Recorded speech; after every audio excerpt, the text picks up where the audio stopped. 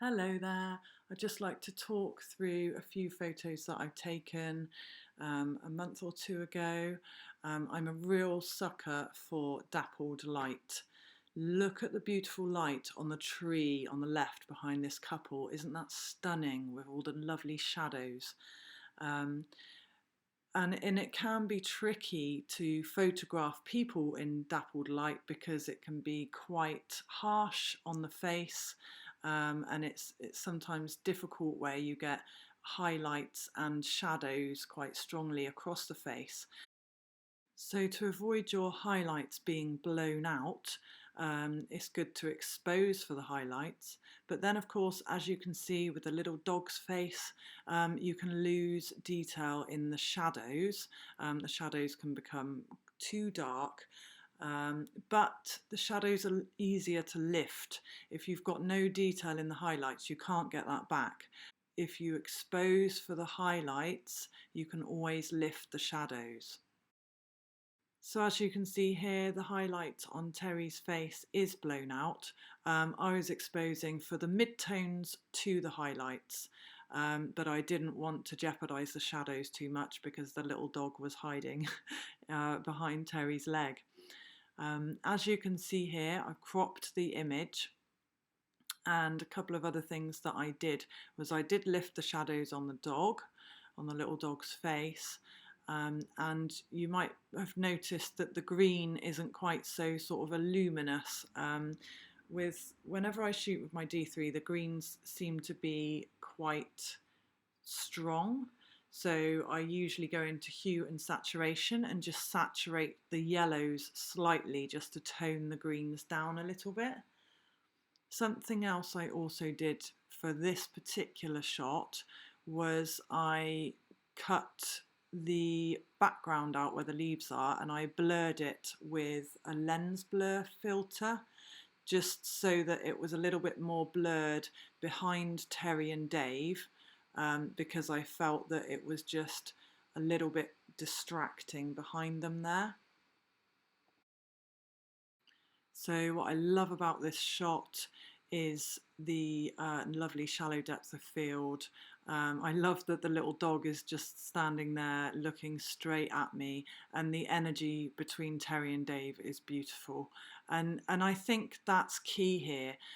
When you're shooting people, it is a balancing act to get the photo right technically, but do you want to compensate that for getting a shot that is a moment in time between two people? Sometimes you've got the time to get everything technically perfect, and other times you've just got to snap away before you lose that look in somebody's eye or the laughter. So as you all know, I love my black and white as well, and I think it's just timeless in any situation. And I really love creeping around in the kind of hedges and looking out through the hedge, or the flowers, and creating that beautiful shallow depth of field right in the foreground. As you can see here, the background behind Terry and Dave is still a little bit distracting. It's a bit of a balance between a really shallow depth of field and risking them being out of focus when you've got two people. So you really need to make sure you're parallel with both of their faces and keep them parallel to you in terms of just letting them know just to be careful not to step forward in front of each other, so that both their faces are in focus. So I was erring on the side of caution here by shooting at f4 on my 1.4 prime lens.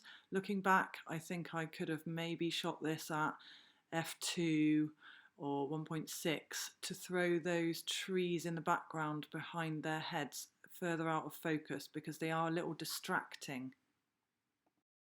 The other thing that was really tricky with this shot was the light, and I was so aware of it while I was taking the picture. The light was just too harsh on particularly Terry's face. It was a strong sunlight coming in from the side, And as much as I loved the position I was in with the lovely foliage in the foreground, I just wasn't happy with the strength of the light on the faces. It's not very flattering at all. So I moved Terry and Dave into the shadows, or just slightly behind where they were, and it was much more complimentary on the face, which you'll see in just a second.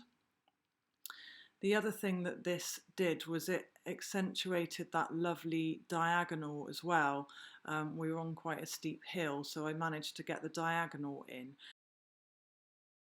So personally, I prefer the foliage and the shallow depth of field of the black and white shot, but the light on their faces in this one is more complementary. So a mixture of the two would have been perfect.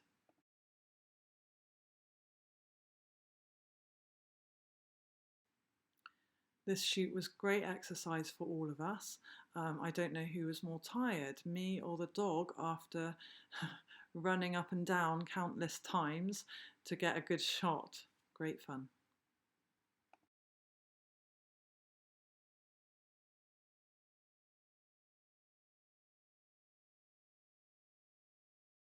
So this was shot on my favourite lens, my 85mm prime lens, and this was shot at f2.2, and as you can see, the trees in the background are no longer an issue. They're nice and blurred, they're not a distraction, and I just want to bring your attention to the power of the crop. Look what a difference it can make when you crop right in and give your picture more impact. As you can see here, we've just about managed to retain that detail in the highlights, in Terry's hair, and on Dave's jumper, and the shadows. We've got the nice rich blacks, but we're not losing detail in the shadows. So we've got the nice poppy highlights. We've got the rich shadows, and the mid-tones are lovely as well. So I was really pleased with this one because we've managed to retain the detail whilst having a nice contrasty shot.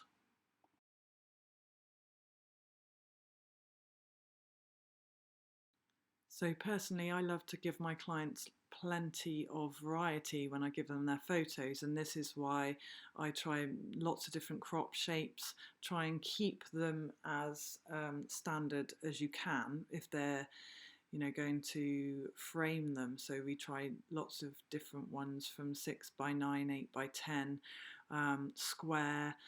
I have some of them in black and white, some of them in colour, and different filters on some of them just to tone the colour down. And also I like to play around with panoramic crops as well.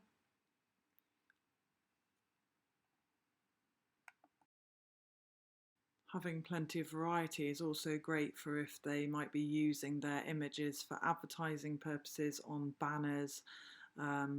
Of course, the profile picture for Facebook is more of a square shape, but the cover photo is more panoramic. So if you give people plenty of choice of different crops and things, they can use them in a range of different ways. The last photo I want to share with you today was brilliant fun. I wanted to do it as a bit of a surprise for Terry and Dave because I photographed their wedding around about 20 years ago now, and it was the first wedding I'd ever photographed. I was so honoured that they trusted me. It was taken on my school camera, my Minolta 404 SI, and this particular shot on the left was taken with SFX film. So yeah, shot on film. I was so nervous, and it was an amazing day. I still remember it very well, and the details of the day. And so yeah, I wanted to recreate it. So while we're in the forest, we took the picture, of course, on the right, and it was great fun to do. Thank you for joining me today. I hope you'll subscribe and stay tuned. See you soon. Bye.